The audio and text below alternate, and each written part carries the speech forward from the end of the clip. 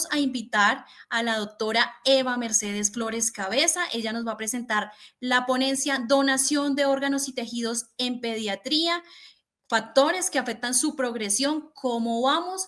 La doctora Eva es licenciada y doctora en medicina y cirugía con mención por la Universidad Autónoma de Madrid, especialista también en medicina intensiva, Hospital Universitario La Paz, experta en patología por virus emergentes y de alto riesgo de la Universidad Autónoma de Madrid, máster en grandes quemados y en inteligencia artificial en salud, con destacada experiencia profesional en los hospitales Universitario La Paz, Anderson Cancer Center y Universitario Carlos III, instructora soporte vital avanzado y más de 150 cursos de formación continuada, docente en la asignatura del paciente crítico, esto en la Facultad de Medicina de la Universidad Autónoma de Madrid, investigadora principal en varios proyectos nacionales e internacionales y médica intensivista coordinadora de trasplantes del Hospital Universitario La Paz de Madrid. Doctora Eva Mercedes Flores, bienvenida a este espacio.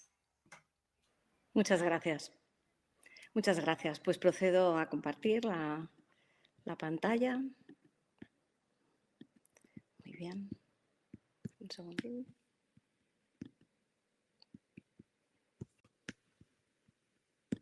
Disculpen un segundín. Ya estoy compartiendo pantalla, ¿verdad? Bien, buenos días para ustedes, buenas tardes desde España. ¿Se ve la pantalla? ¿Se está compartiendo? ¿Alguien me lo puede confirmar? Bueno, supongo que sí se está compartiendo. En primer lugar, agradecer la invitación y para mí es todo un honor compartir mi experiencia con todos ustedes.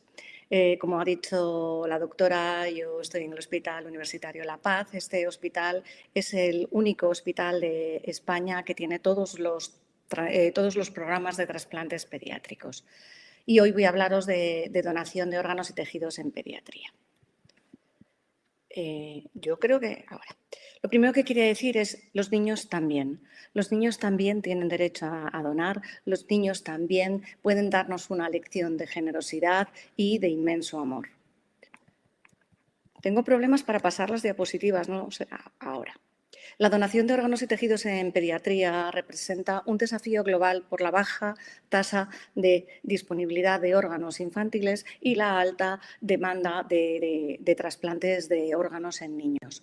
La baja disponibilidad de órganos viene mediado, gracias a Dios, a la baja mortalidad infantil. Además, muy poquitos niños mueren en la situación en la que puedan ser donantes. Y la alta demanda de órganos viene mediado pues la presencia de enfermedades congénitas, malformaciones, enfermedades metabólicas o enfermedades con insuficiencias orgánicas terminales. La siguiente, por favor. Respondiendo a la pregunta, ¿cómo vamos? Pues, ¿me pasa la diapositiva, por favor? Si miramos desde el punto de vista de los niños en lista de trasplante, lo que un niño vería en lista de trasplante es un horizonte negro, porque desgraciadamente un niño en lista de trasplante tiene menos probabilidad de recibir un órgano que un adulto y un niño en una lista de trasplantes tiene más probabilidad de morir en esa lista de trasplantes que un adulto. Entonces, realmente vamos mal. ¿Me pasa la siguiente? La donación de órganos y tejidos en pediatría representa un desafío global por la baja tasa de donación. Es que existen datos mundiales muy escasos y, en general, en los reportes que se dan, los donantes menores de 18 años, o sea, los donantes pediátricos, solo representan menos del 5% de toda la donación. Siguiente diapositiva. España es el líder mundial en donación y trasplantes y esto incluye también la donación pediátrica. Nuestro país ha logrado mantener el liderazgo gracias un modelo organizativo sólido basado en una coordinación de trasplantes hospitalaria, la formación de los profesionales y la gran conciencia social en la donación. Si nos vamos a los números, este gráfico representa los donantes pediátricos por el tipo de donante. En los últimos 14 años podemos observar que tampoco son números muy elevados, incluso en el país que supuestamente tiene mayor donación pediátrica. En estos 14 años ha habido un total de 674 donantes infantiles, de los cuales en muerte encefálica han sido 603 y en donación en asistolia 71. En el gráfico siguiente vemos los rangos de edad de los donantes pediátricos, que ven que están bastante distribuidos, pero si nos fijamos, lo más llamativo es que los donantes menores de 1 año son todavía más escasos. Siguiente. En esta gráfica vemos la efectividad de la donación pediátrica. Recordamos los términos. Un donante eficaz es aquel en el que al menos se le extrae un órgano, y un donante efectivo es un donante que es eficaz, se le ha extraído un órgano y que al menos ese órgano es trasplantado. O sea, un donante puede ser efectivo pero no eficaz. Pues analizando la efectividad de la donación pediátrica en estos 14 años, vemos que es una efectividad muy alta. Más del 96% de los órganos extraídos son implantados. Y si nos fijamos también en la línea roja, que son el número de órganos extraídos en cada donación, vemos que también es bastante alto, con más de 3 órganos por donación. Siguiente, si analizamos según el tipo de donación, vemos que la efectividad en muerte encefálica es del 96,5%, y el global en asistolia es un poquito más bajo, pero el global es casi del 95 con algo por cien. Como ven también, el número de órganos extraídos es también alto, incluso en la donación en asistolia, con una media de 2,6 órganos en donación en asistolia, y la media es de más 3 órganos. Hay que decir que desde hace ya varios años el número de órganos que se pueden obtener en donación en asistolia controlado es el mismo que en muerte encefálica. Siguiente. Si miramos a otros países, pocos países reportan específicamente donaciones en asistolia controlada pediátrica. En España, la donación en asistolia controlada, digo en España, en Europa está más establecido, sobre todo en países como Italia, Francia, Reino Unido, Países Bajos y Bélgica, pero la pediátrica específicamente no se reporta tanto como la de adulto. En Reino Unido existe una experiencia consolidada en asistolia controlada, y de hecho hay una guía específica de donación en asistolia controlada pediátrico. En los Países Bajos también hay algún reporte sobre donación en asistolia controlada pediátrico, y lo que sí desde luego está claro es que tienen legislación y protocolos nacionales ya muy establecidos sobre la donación en asistolia controlada. En Estados Unidos, estaba en la diapositiva anterior, también hay una experiencia amplia en donación en asistolia controlada, pero la pediátrica específicamente solo representa menos de un 3% de todas las donaciones en asistolia controlada. En los países de Latinoamérica, pues a destacar Argentina, que ya ha realizado el primer trasplante cardíaco pediátrico en este verano, procedente de donación en asistolia controlada, y ahí también hay caso publicado de donación multiorgánica pediátrica, también en donación en asistolia controlada, con lo cual se ve una expansión progresiva. México también tiene una implicación impresionante. De hecho, han venido a formarse con nosotros al Hospital La Paz con formación especializada y protocolos sobre DAC pediátrica, y están impulsando, me consta mucho, la donación en asistolia controlada pediátrica, pero yo a día de hoy no me consta que haya publicado todavía el primer caso pediátrico. Colombia tiene ya desarrollo técnico, protocolos de perfusión regional normotérmica, están haciendo casos en donación en asistolia cardíaca en adultos, pero todavía pediátrica no se han reportado casos, y se están formando, como este simposio lo demuestra, y el interés es máximo. Y otros países como Chile, en la siguiente diapositiva, por favor, como Chile o Uruguay, pues hay un debate activo y se está haciendo la preparación institucional con la legislación pertinente para poder seguir avanzando. Entonces, como vemos, la donación pediátrica es escasa. ¿Pero por qué? ¿Por qué los niños donan tan poco? ¿Por qué es tan baja las tasas de donación en niños? Vamos a analizar los factores que afectan a esta progresión. Los factores son de 4 tipos. los factores médicos clínicos, éticos legales, organizativos y del sistema sanitario. Vamos a empezar con el primero. El primer factor médico, que son los más importantes, es, como ya mencioné anteriormente, la baja incidencia de muertes compatibles con la donación. Afortunadamente, cada vez los intensivistas pediátricos están mejor preparados. La muerte encefálica va bajando en todos los países gracias a la seguridad vial, al cuidado natal. Entonces, la incidencia cada vez de las muertes encefálicas son menores. Otro factor importante es otro factor importante es el tamaño. El anterior, por favor. El tamaño y la compatibilidad anatómica. Los niños, mientras más pequeños sean los donantes, más pequeños son sus órganos y más complicado buscar receptores apropiados a esos donantes.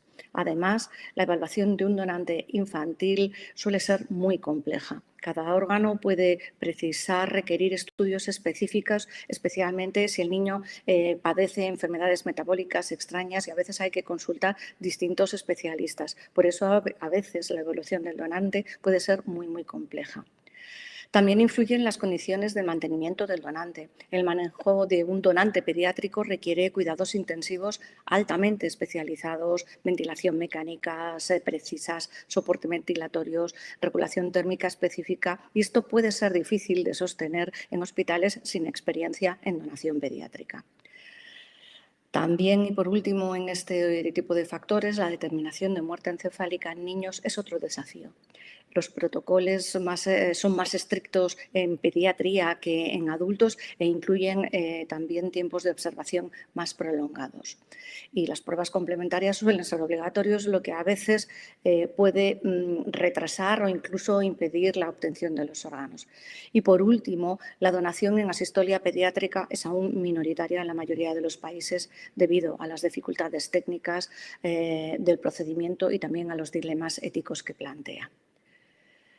Pasando a los factores éticos y legales, pues la donación pediátrica plantea también problemas éticos. En primer lugar, el consentimiento familiar es obligatorio, ya que los menores no pueden decidir por sí mismos sobre la donación. Esto significa que depende de los padres o los tutores, y la negativa familiar se convierte en una de las principales causas de pérdida de potenciales donantes. En algunos casos, especialmente en adolescentes mayores, podría considerarse su opinión, pero rara vez esta opinión queda documentada, lo que genera conflictos en el momento de la decisión, con lo cual queda normalmente relegada a la decisión familiar. Otro aspecto importante es la posible interferencia del proceso de donación con el duelo familiar.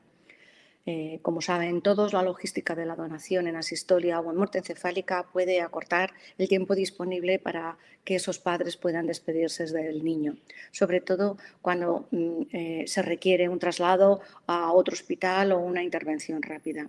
Por eso, algunos protocolos incluyen de forma importante el acompañamiento psicológico para mitigar este impacto. También hay que tener en cuenta la variabilidad legal de los distintos países, los límites de edad de los procedimientos de consentimiento, y los requisitos formales pueden diferir según los marcos jurídicos de los distintos países.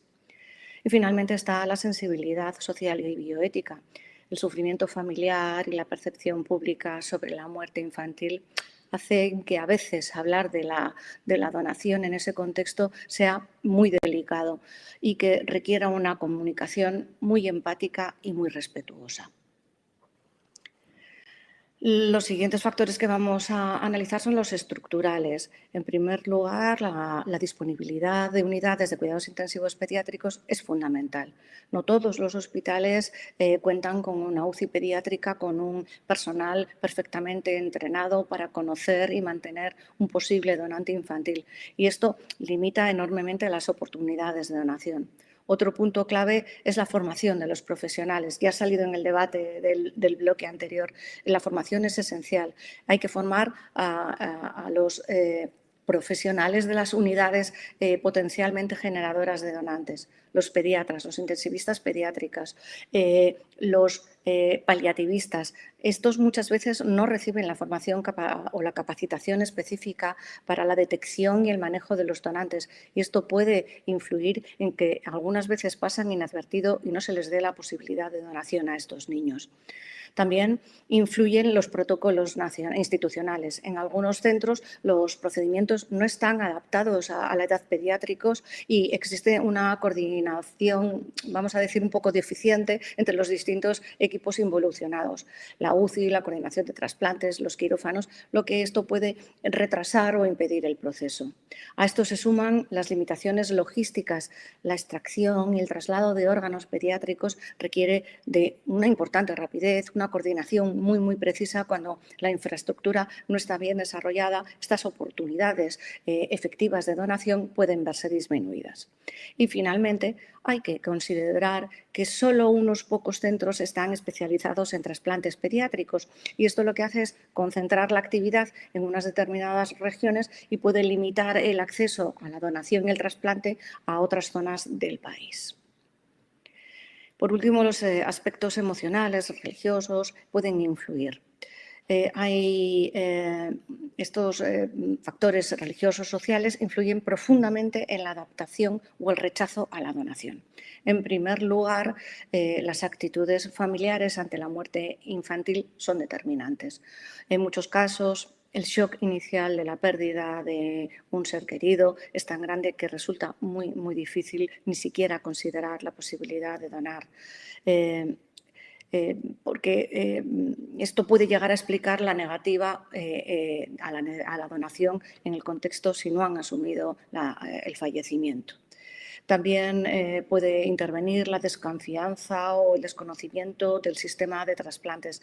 Muchas familias no cuentan con la información clara de cómo se realiza el proceso y temen que existan prácticas inadecuadas, lo que disminuye su disposición a decir que sí a la donación. Y a esto se pueden sumar factores culturales y religiosos. Si bien ninguna religión prohíbe específicamente la donación, algunas creencias valoran la integridad del cuerpo después de la muerte y esto puede ocasionar resistencias a la idea de la donación, sobre todo en el caso especialmente de niños. Y finalmente, un aspecto clave es la comunicación con las familias. La forma en la que los profesionales se acerquen a los niños, abordar este tema es esencial para conseguir que digan que sí a la comunicación. Y se ha demostrado que cuando los equipos están entrenados específicamente en una comunicación empática y sensible, las tasas de consentimiento aumentan significativamente. Entonces, viendo que existen muchos factores que se pueden mejorar, ¿qué podemos hacer para mejorar esta donación infantil? Bueno, pues si me pone la siguiente diapositiva. La siguiente. Pues vamos a analizar cómo podemos mejorar viendo cómo fallecen los niños en las unidades de cuidados críticos. Este es un estudio que se realizó en España desde el 2011 al 2017 y estudia 18 UBIs pediátricas infantiles en España. En esta UBI, en este estudio, analizaron todos los pacientes que fallecieron en ese periodo de tiempo en estas UBIs. Vemos que hubo 250 fallecidos, o sea, una mortalidad muy bajita, del 1,8%. Y si analizamos las causas de fallecimiento, vemos que solo un 22,8% fallecieron en muerte encefálica, que serían los ideales para que fueran donantes. En fallo de la reanimación fue un 28,4%, esos no podrían ser donantes, pero existe casi un 50% de niños que fallecieron tras decisión de adecuación de terapias de soporte vital. Siguiente diapositiva. De estos niños que fallecieron, la mayoría tenían una enfermedad crónica, el 72%, frente a un 28% que no la tenían. Y dentro de la patología de base, vemos que la más frecuente era la neurológica, neuromuscular, y también había un alto porcentaje de oncohematológicos, que eso efectivamente no podrían ser donantes, pero la mayoría de pacientes eran neurológicos. Siguiente diapositiva. En estos pacientes que fallecieron se solicitó la posibilidad, se realizó la entrevista de donación y la solicitud de la donación en el 16,4% del total de donantes fallecidos, o sea, en 41. Y a los que se les solicitó la donación fue aceptada en el 90%. Y finalmente el 14,8% pudieron ser donantes. Entonces, los niños también pueden dejar huella, los niños también pueden ser donantes. Siguiente. La donación pediátrica creemos que debe entenderse como parte del cuidado integral del final de la vida de nuestros pacientes, también de nuestros niños. No se trata solo de un acto médico y logístico, sino de una opción de acompañamiento global. Puede brindar esta donación un consuelo a la familia en la medida en que ofrece a los padres una forma de dar sentido a la pérdida de su hijo. Pueden sentir que el sufrimiento que están pasando no ha sido en vano, ya que la vida de su hijo ayuda a salvar la vida de otros niños. Es un acto generoso que transforma el dolor de una muerte en esperanza para otras familias y además, por último, también les permite mostrar la solidaridad con otros padres cuyos hijos están en una lista de espera y esperan un trasplante. Y así, dentro del plan de final de vida del paciente pediátrico, se debe pensar en la donación y debe incluirse siempre en todo paciente, y los profesionales deben asumirlos, que deben pensar en ella en todo paciente que evolucione previsiblemente a muerte encefálica o aquellos pacientes en donde se haya tomado la decisión de adecuación de terapias, de medidas de tratamiento.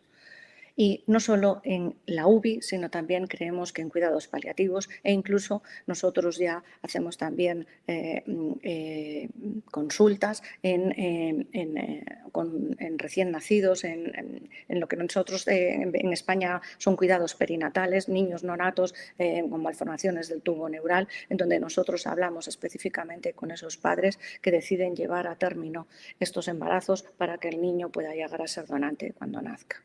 En todos estos casos, o evolución a muerte encefálica o de decisión de adecuación de terapias de soporte vital, se debe notificar al coordinador de trasplantes del hospital y, junto con los médicos tratantes y el coordinador de trasplantes, se debe realizar una evaluación conjunta para ver si este niño puede ser donante.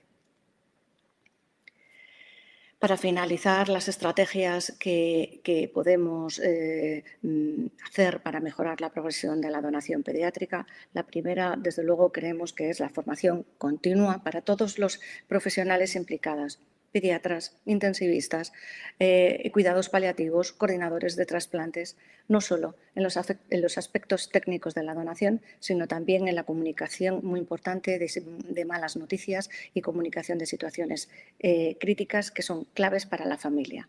También son necesarios protocolos específicos adoptados a la edad pediátrica, tanto para la identificación como diagnóstico de muerte encefálico, como para el manejo del donante infantil y la aplicación de adecuación de terapia de soporte vital en pediatría.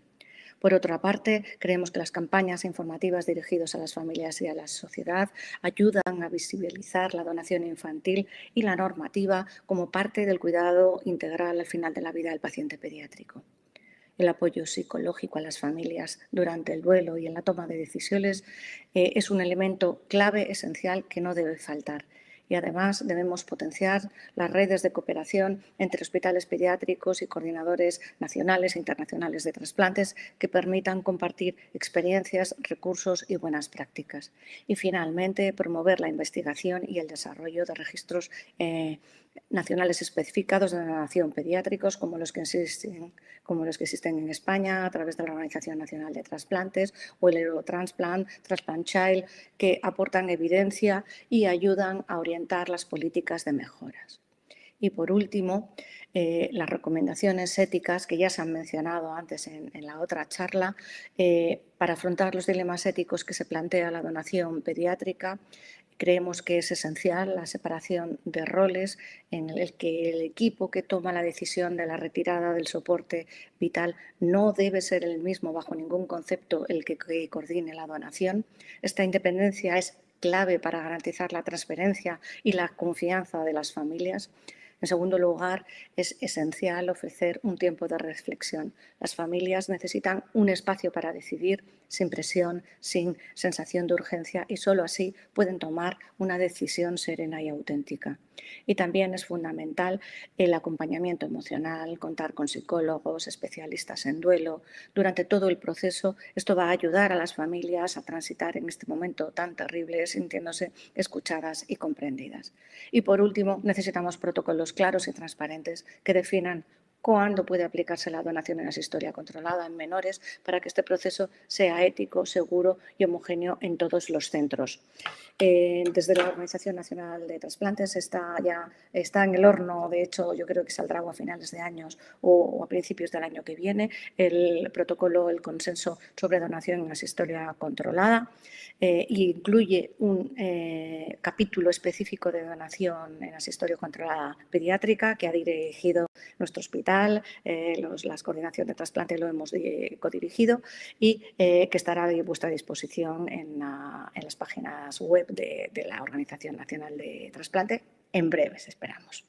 Y eso es todo. Muchísimas gracias.